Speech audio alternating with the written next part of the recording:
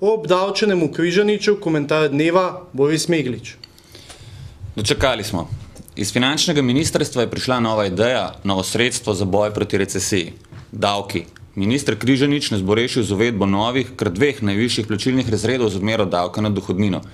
Dočakali smo torej slovenskega Robina Hooda. Zgodba o davčnih odmerah je že dolga. Spomnimo se, ko je za časa prejšnje vlade Ministrstvo za razvoj vodil dr. Jože P. Damjan. Takrat smo govorili o enotni davčni stopnji. Bilo je veliko grmenja in prav nič dežja.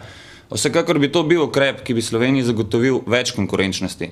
Državna blagajna bi tako kratkoročno zares utrpela manjšo izgubo, a v času, ko si je to najlažje privoščila. S kratkim časovnim zamikom pa bi gospodarstvo zaradi ugodnejših razmer to povrnilo.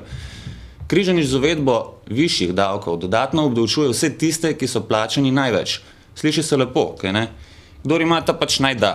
To v praksi namreč pomeni, da bo slovensko gospodarstvo še manj privlačno za vse tuje strokovnjake.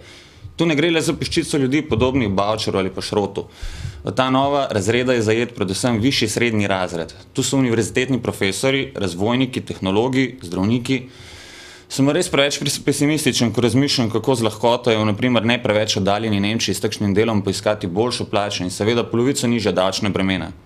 To pomeni tudi to, da bo Križanič dodaten denar poiskal pri tistih, ki so ustvarjanja sposobni največ in ga prerazporedil tistim, ki ga ne znajo ali ne zmorejo ustvariti.